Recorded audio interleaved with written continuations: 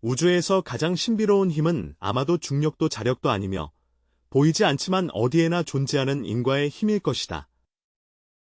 왜 어떤 사람은 일생이 험난하고 어떤 사람은 순조로운지 생각해 본 적이 있습니까? 왜 어떤 노력은 곧바로 효과가 나타나고 어떤 수고는 오랫동안 보상을 받지 못하는지. 이 모든 답은 부처님께서 2500년 전 이미 밝혀주신 진리 속에 숨어 있습니다. 이 번잡하고 성급한 세상 속에서 모든 것은 겉으로는 무작위처럼 보이지만 실제로는 정밀한 질서를 담고 있다. 불교의 지혜는 우리에게 이 질서가 인과연속임을 가르쳐줍니다. 이것은 과거, 현재, 미래를 관통하는 신비로운 힘입니다. 그것은 단순한 선에는 선한 응보가 있고 악에는 악한 응보가 있다는 것이 아니라 우리의 운명의 방향을 지배하는 깊고 복잡한 우주 법칙이다. 오늘은 여러분과 함께 인과 연속의 신비를 깊이 탐구하며 우리 삶에 영향을 미치는 보이지 않는 실마리를 밝혀내고자 합니다. 이러한 법칙을 이해하는 것은 우리가 운명을 소극적으로 받아들이기 위함이 아니라 우리가 그것을 변화시키고 다양한 가능성을 창조할 능력이 있음을 깨닫기 위함이다. 지금 이 순간, 당신과 이 영상의 만남은 결코 우연이 아니며 수많은 인연의 집합체입니다. 만약 어떤 공명을 느낀다면 댓글에 나무아미타불이라고 적어주세요. 이것은 수행자들 사이에 특별한 인연을 열 것이며 또한 내가 인과 수행을 시작하는 첫걸음이 될 것이다. 인과상속의 개념은 허공에서 비롯된 것이 아니라 석가모니 부처님께서 보리수 아래에서 철저히 깨달으신 근본 지혜에서 나온 것이다. 그 고요한 밤에 그는 자신의 전생과 현생을 꿰뚫어 보았을 뿐만 아니라 우주 만물에 작용하는 기본 법칙도 통찰하였다. 가장 오래된 팔리어 경전인 아함경에서 부처님께서는 인과법칙을 이렇게 설명하셨다. 이것이 있음으로 저것이 있고 이것이 생함으로 저것이 생하며 이것이 없음으로 저것이 없고 이것이 멸함으로 저것이 멸한다. 이 짧은 16글자는 모든 현상의 상호 의존성과 인과관계를 드러낸다. 부처님께서는 이 법칙을 연기법이라고 하셨으며 오늘날 우리가 말하는 인과상속이라고도 합니다. 인과응보의 힘을 생생하게 설명하는 널리 알려진 이야기가 있다. 아난존자는 부처님께 여주었습니다. 세존이시여, 같은 수행을 하는 사람들 중에는 왜 어떤 이는 빨리 깨달음을 얻고 어떤 이는 오랜 고행이 필요한가요? 부처님께서 아난다를 데리고 겐지스강가에 이르러 강 속의 두 잎을 가리키시며 말씀하시길, 보라, 이 두 잎은 겉으로는 파도를 따라 떠내려가는 것 같으나 실제로는 각자의 궤적을 따르고 있느니라. 이것은 그들이 과거의 위치가 달랐고 경험한 물의 흐름이 달랐기 때문에 지금의 흐름도 다르기 때문입니다. 중생의 수행의식이 이와 같고 과거 생에서의 쌓인 바가 다르니 금생의 과보가 자연히 차이가 있다. 불교가 인도에서 발전함에 따라 인과응보의 개념이 점점 심화되었다.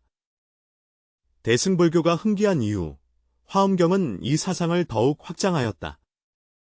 한 생각 속에 무량한 세계가 있고 무량한 세계 속에 무량한 중생이 있으며 무량한 중생 속에 무량한 업이 있고 무량한 업 속에 무량한 과보가 있다.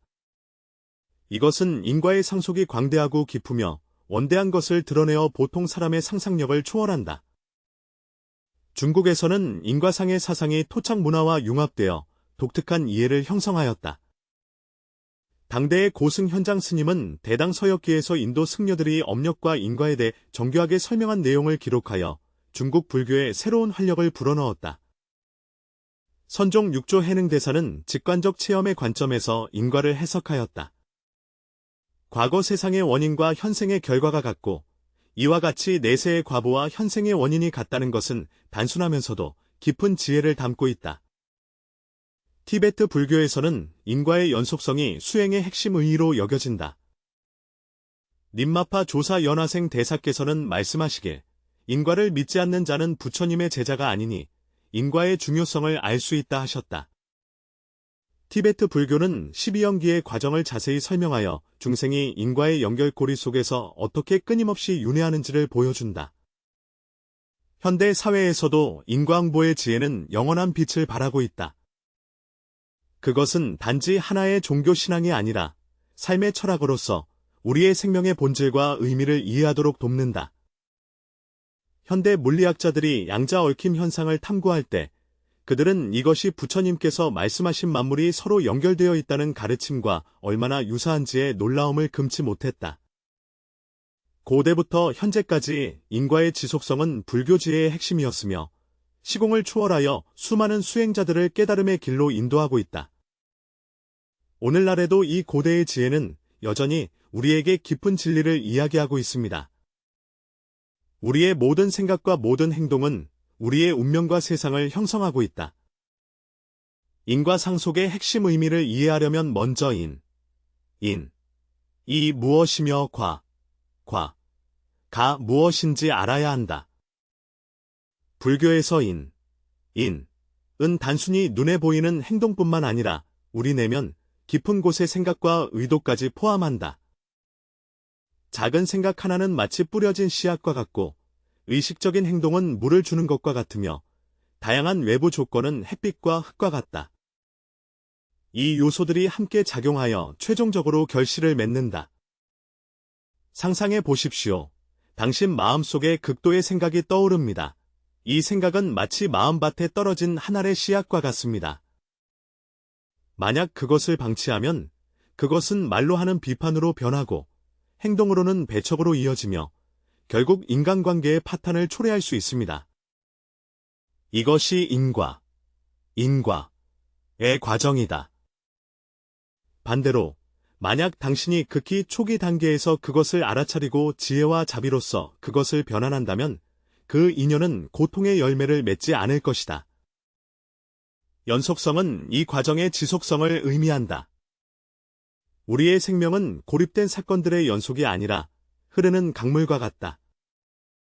강 열매가 일단 성숙하면 즉시 새로운 인연이 되어 미래에 계속 영향을 미친다. 이것은 도미노처럼 한 조각이 넘어지면 다른 조각을 넘어뜨려 끝없는 연쇄를 형성하는 것과 같습니다. 불교에는 업력이라는 핵심 개념이 있는데 이는 인과가 연속되는 구체적인 표현이며 업은 일반적으로 행위나 행동을 의미한다. 그러나 그것은 단순히 물리적인 행위에 그치지 않고 더 중요한 것은 우리의 의도와 선택입니다. 모든 생각, 말, 행동은 우리의 의식에 인연을 남겨 업을 형성합니다. 이러한 업력은 우리의 사고방식, 정서 반응 및 삶의 경험에 영향을 미칩니다. 예를 들어 어떤 사람이 습관적으로 거짓말을 한다면 이것은 단순한 외적인 행동이 아니라 그의 의식 속에 하나의 패턴이 형성된 것이다. 오랜 시간이 지나면 거짓말하는 것이 점점 더 쉬워지고 심지어 본능적인 반응이 될 수 있다. 이러한 업력은 그의 대인관계, 사회적 지위, 심지어 내면의 평화에도 영향을 미친다. 이것이 바로 업력이 우리 삶에 드러나는 방식입니다. 불교에서는 업력이 4가지 뚜렷한 특징을 가진다고 본다. 첫째, 업력의 필연성. 무슨 인연을 심으면 그에 맞는 과보를 맺는다. 이것은 어떤 신비한 힘의 배치가 아니라 우주가 운행하는 자연의 법칙입니다. 물리학에서의 작용력과 반작용력처럼 이는 필연적인 법칙입니다. 둘째, 업력의 성장성. 작은 씨앗이 자라서 우뚝 솟은 큰 나무가 되듯이 미미한 행동도 거대한 영향을 만들어낼 수 있습니다. 아함경에 기록되었듯이 예를 들어 한 줌의 소금을 끓는 물통에 넣으면 물이 매우 짜서 마실 수 없지만 큰 강에 넣으면 그 맛이 전혀 변하지 않는다. 이는 같은 행동이라도 서로 다른 마음가짐과 상황에 따라 그 영향의 정도가 달라진다는 것을 알려줍니다. 셋째, 업력의 불실성. 업력이 형성되면 특정한 조건이 성숙시키거나 소멸시키지 않는 한 그대로 유지된다. 그렇지 않으면 그것은 우리의 의식 속에 계속 잠복할 것입니다. 이것은 컴퓨터에서 삭제된 파일과 같아서 겉으로는 보이지 않지만 데이터는 여전히 하드 드라이브에 존재하며 단지 복구될 기회를 기다리고 있을 뿐입니다. 넷째, 업력의 가변성. 업력은 일정한 관성과 경향이 있지만 그것이 불변의 운명은 아니다. 정념과 각성과 수행을 통해 우리는 업보의 방향을 바꿀 수 있습니다. 배는 강에서 항해하는 것과 같아서 물의 흐름에 영향을 받지만 키를 조종하고 조절함으로써 우리는 배의 방향을 결정할 수 있습니다. 업과 인연의 연속성은 불교에서 또 하나의 중요한 차원인 12연기와도 관련이 있다. 이것은 부처님께서 생명의 흐름 과정을 정확하게 설명한 것입니다. 무명은 행을 일으키고 행은 식을 일으킨다. 식이 명색을 일으키고 명색이 육입을 일으킨다. 육입은 촉을 일으키고 촉은 수를 일으킨다. 애가 원인이 되어 취가 생긴다. 집착이 있음으로써 존재가 있고 존재가 있음으로써 생이 있으며 생이 있음으로써 노사, 노화와 죽음, 가 생긴다. 이 연쇄고리는 우리가 어떻게 한 생명에서 다른 생명으로 이어지며 어리석음의 상태에서 어떻게 여러 가지 욕망과 집착에 이끌리는지를 설명합니다. 그러나 주목할 점은 이 사슬의 각 고리는 모두 끊을 수 있다는 것이다. 우리가 지혜로 무명을 통찰할 때 전체 고리는 서서히 무너지기 시작한다. 지금 당신은 아마도 이렇게 물을지도 모릅니다. 인과응보가 이토록 복잡하고 심오하다면 우리는 어떻게 자신의 업력과 미래의 길을 분명히 볼 수 있을까요? 사실 일반인들이 모든 인과관계를 완전히 이해하는 것은 매우 어렵습니다. 이것은 우리가 공기 중의 모든 먼지를 볼 수 없지만 그것들이 존재하며 우리의 호흡과 건강에 영향을 미친다는 것을 아는 것과 같습니다. 그러나 부처님은 현재의 마음과 행동을 관찰하라고 가르치셨습니다. 그것들이 미래의 과보의 씨앗이기 때문입니다. 정념 수행을 통해 우리는 점차 더욱 민감하고 깨어있게 되며 생각이 막 일어날 때 그것을 인지하고 현명한 선택을 할 수 있게 된다. 그러나 인과응보의 연속성은 이보다 훨씬 더 복잡하다. 이것은 우리와 중생과의 상호 영향뿐만 아니라 과거생의 축적과도 관련이 있습니다. 불교에서 인과응보는 개인 차원의 현상일 뿐만 아니라 집단 및 우주 차원으로도 확장된다. 화엄경에는 유명한 비유가 있습니다. 한 송이 꽃에 하나의 세계가 있고 한 잎사귀에 하나의 열애가 있다. 이는 모든 작은 존재가 우주 전체와 상호 연결되어 있으며 각 개인의 업력도 집단의 업력과 상호 영향을 미친다는 것을 나타냅니다. 천태종의 일념삼천이론은 이러한 연관성을 극한으로 밀어붙여 하나의 생각 속에 3000개의 세계가 포함되어 있고 하나의 세계가 다시 3000개의 세계를 포함하는 식으로 무한히 이어진다. 이는 인과의 연속이 선형적이지 않고 거대한 그물망처럼 각 노드가 서로 연결되어 있음을 알려준다. 선종의 공안 중 하나에는 인과응보의 복잡성을 생생하게 설명하는 이야기가 있다. 당대 백장선사는 매일 경전을 강설한 후 한 노인이 남아 듣곤 하였다. 어느 날 이 노인은 백장에게 말하기를 나는 이전 생에 자비로운 법사였으나 인과에 관한 질문에 잘못 답변하여 500세대 동안 야호의 몸으로 전락했다고 하였다. 대사여, 나에게 한마디 말씀해 주십시오. 드랴 생여호의 몸을 벗어나지 않으면서도. 노인이 물었다. 대수행자는 아직 인과에 떨어지느냐? 백장 스님이 대답했다. 아니, 인과에 떨어지지 않는다. 노인은 듣고 즉시 깨달음을 얻어 야호의 몸에서 벗어났다. 이 이야기는 심오하게 수행한 사람조차도 인과를 초월할 수 없으며 오히려 인과의 작용을 더욱 명확히 보고 이러한 이해를 자유롭게 활용할 수 있음을 우리에게 알려줍니다. 인과에 휩쓸리지 않는다는 것은 인과에 미혹되지 않는 것을 의미하지만 인과의 존재와 영향을 부정하지는 않는다. 인과상속은 다양한 불교 종파에서 각각 다른 해석과 강조를 가진다.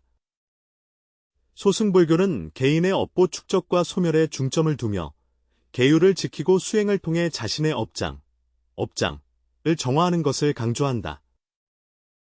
대승불교는 보리심과 이타적 행위가 업력에 미치는 영향을 더욱 강조하며 이타적 행위가 더 강력한 선업을 생성하여 해탈의 과정을 가속화한다고 믿는다. 티베트 불교에서 밀교 수행자들은 관상과 기맥명점의 조정을 통해 에너지 차원에서 업력의 흐름을 직접 변화시킨다. 그들은 업력이 단지 심리적 차원에만 존재하는 것이 아니라 에너지 차원에도 존재한다고 여기며 특정한 수행 방법을 통해 업력의 전환과 진화를 가속화할 수 있다고 믿는다. 정토종은 독특한 관점을 제시하였다. 아미타불에 대한 신앙과 연부를 통해 아미타불의 원력에 의지하여 서방 극락정토에 왕생할 수 있으며 그곳에서 계속 수행하여 최종 해탈에 이를 수 있다. 이는 인과를 부정하는 것이 아니라 더 높은 차원의 인과 법칙을 이용하여 신앙과 연부를 인으로 삼고 아미타불의 인도를 원천으로 하여 왕생의 과를 이루는 것이다. 지금 우리는 하나의 흔한 오해를 분명히 할 필요가 있다. 인과상속은 숙명론이 아니다. 많은 사람들이 인과응보를 운명적으로 정해져 있어 바꿀 수 없다고 오해합니다. 실제로 불교의 인과관은 바로 우리의 주도성과 선택권을 강조합니다. 유식학에는 중요한 개념인 종자현영 훈종자가 있다. 종자는 잠재된 업력을 의미하며 현영은 이러한 업력의 현현을 가리키고 후는 새로운 행위가 잠재된 업력에 미치는 영향을 뜻한다. 이 순환은 과거의 업력이 현재의 경험에 영향을 미치지만 지금 우리의 행위 또한 미래의 업력에 영향을 준다는 것을 알려줍니다. 이는 마치 농부와 같아서 이미 심은 작물은 바꿀 수 없지만 다음 계절에 무엇을 심을지는 결정할 수 있는 것과 같다. 실제로 불교는 우리의 업을 바꾸기 위한 다양한 방법을 제공합니다. 먼저 참회입니다. 진실된 참회는 업력의 영향을 줄일 수 있습니다. 대지두론에서 말한 바와 같이 먼저 악업을 지은 후에 스스로 뉘우친다. 악업은 비록 소멸되지 않아도 복이 죄보다 많다. 참회는 단순히 미안하다고 말하는 것이 아니라 자신의 행위의 잘못을 깊이 인식하고 다시는 같은 잘못을 반복하지 않겠다는 다짐을 하는 것이다. 다음으로는 수행입니다.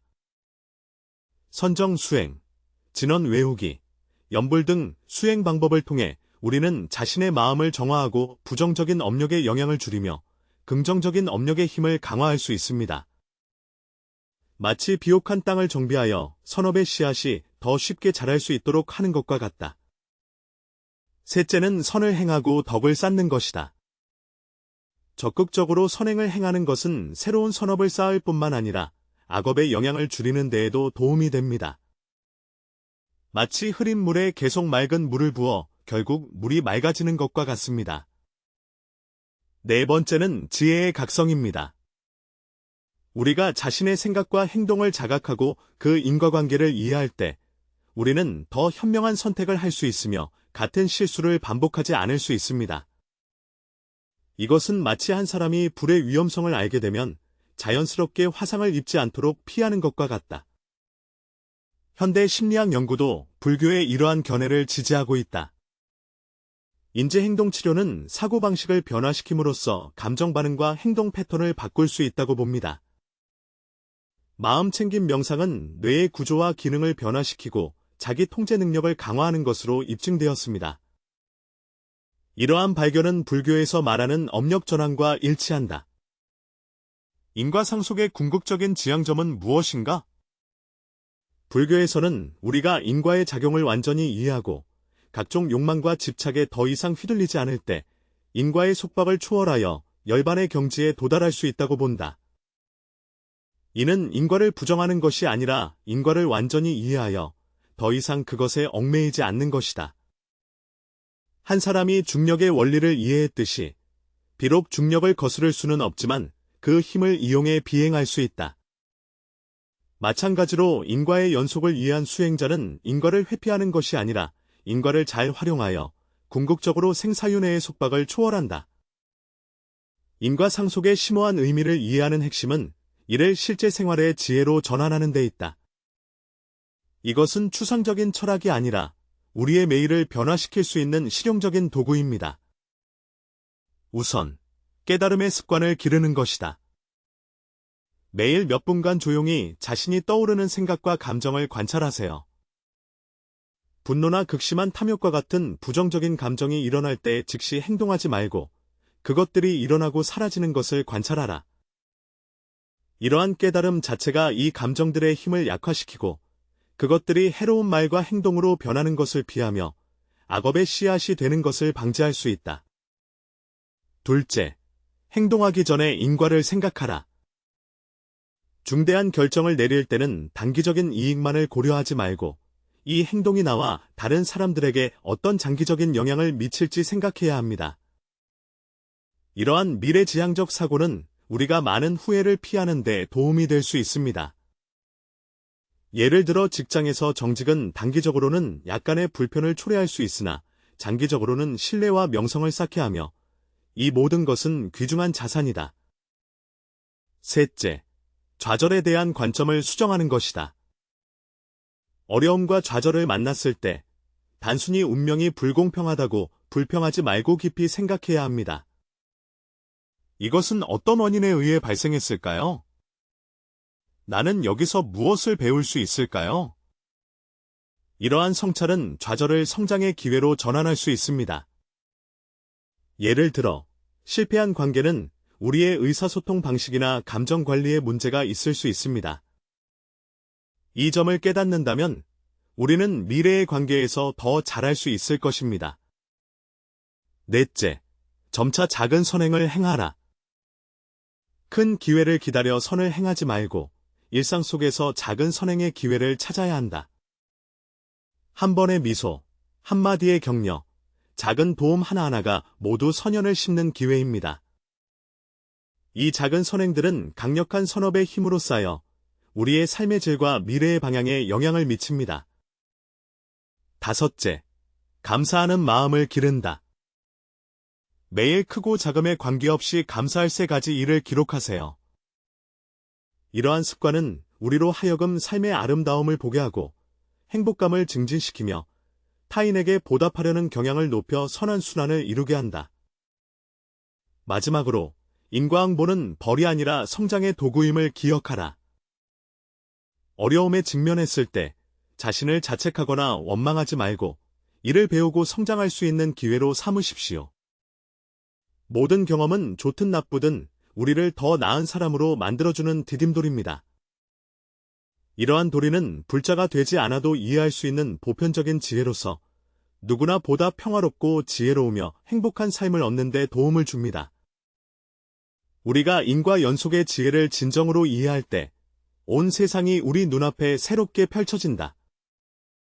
우리는 더 이상 운명의 수동적인 수용자가 아니라 생명 여정의 적극적인 창조자입니다.